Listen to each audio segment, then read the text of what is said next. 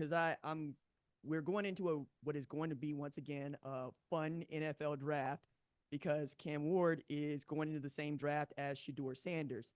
Watching Shedeur Sanders cook it is a religious experience for me because what I see is a dude with all sorts of moxie who is unflappable, who puts the ball where it needs to go given time and is always running for his life.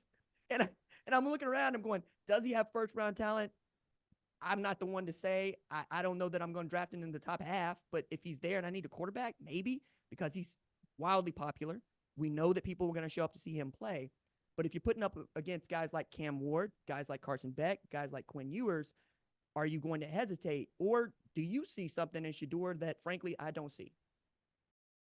I think as an evaluator, I was probably someone who is as critical of Shador as anybody in the country, right? Because there's a lot of things that I didn't see in terms of like arm strength, quickness, his ability to move in the pocket. Like I don't honestly know if he has those things, but I know I just mentioned Baker Mayfield earlier, but that is somebody who I would really compare him to.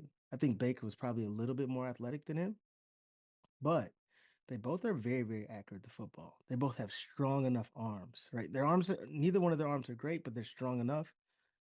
And Shador can really manipulate a football. And that is something that I did not give him enough credit for.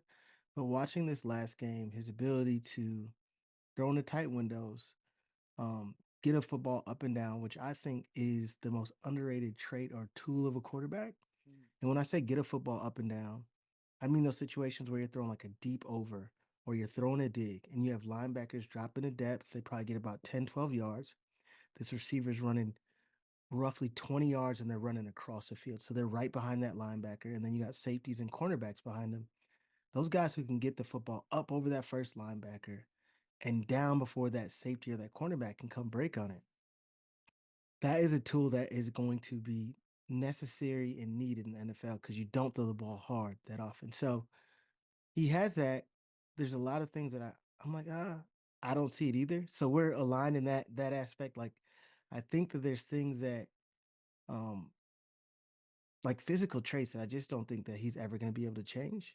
Mm. Takes too many sacks, doesn't move that well, but he does some other things really good. So it's gonna be an interesting thought exercise. And like, do NFL teams value like that statuesque pocket passer who's not that big more than they value somebody who can extend plays and get downs with their legs? So I really want to see like how do people see him because I don't see him as a first round quarterback. Although, somebody out there may. Well, I mean, that's what we always say, right? We say this in football, excuse me, in recruiting all the time. All it takes is one, and then everybody makes a run on you. But the thing that I find interesting about what you said about Shador twofold: one, manipulating the football, and that being an underrated trait. Because I'm thinking about my own experiences in EA Sports College Football 25. I play a lot of Ultimate Team, which is PvP. If I forget to try to arc it over the top of a linebacker or a corner, they're going to pick it off. They're going to take it from me, right? Like it's real. Other part about that was the hits that he takes. Like, we'll throw some numbers at you, Quincy. You tell me what you think. He got hit 199 times last year. He took 50 sacks. And people don't continue to talk about this, but this has been top of my mind the whole time. He broke a vertebrae in his back last year. That's why he didn't play the last game of the season. And yet here he is out here doing football stuff. Like I like to say that Shedeur Sanders has a model's face, but he plays like a hockey player. Like he keep getting up, he keeps spitting out candy. And as a football fan, I love that in a quarterback. As a fan at Colorado, I'm like, hey, I thought we had fixed this. I thought he was not supposed to be running for his life anymore. Can you can you coach him into maybe getting rid of the football when it's not there? Because I don't know. And can you coach him into perhaps believing that he ain't Superman? I think that the sheer volume of hits one day are going to teach him that lesson. And especially as you play at higher levels, right? You're playing in the NFL and you're getting hit in the mouth by the most athletic men in the country. You'll learn very, very quickly that I need to get rid of this football or you won't be able to play.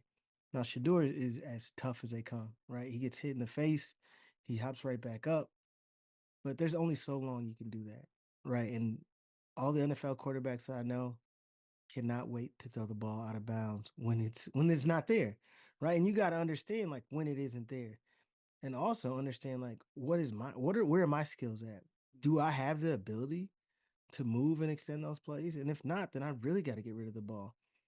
Tom Brady is, I think, someone who tries to emulate or looks to.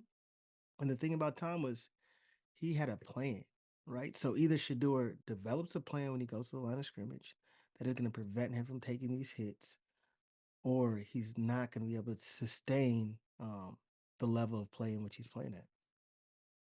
It's interesting to bring up Tom in that regard because one of my lasting images of Tom Brady aren't winning the Super Bowl, aren't taking teams down the field. My lasting images are look, it ain't there, throw it in the ground, get mad. Like that was it. If it's not there, like for me, even again, playing video games, you're going to try to make a play because it's like, nah, I can do this. Nope. You're just going to throw that to the other team, trying to force it where it shouldn't go, as opposed to throwing it out of bounds. But I continue to look at that man and see he dumped it. He got out of the pocket, he dumped it. That is also understanding what your limits are.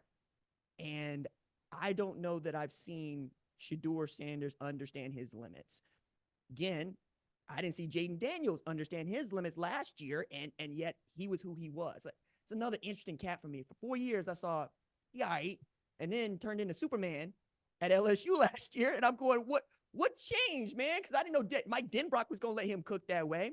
I'm thinking about that, and I'm asking myself about Nico Iamaleava.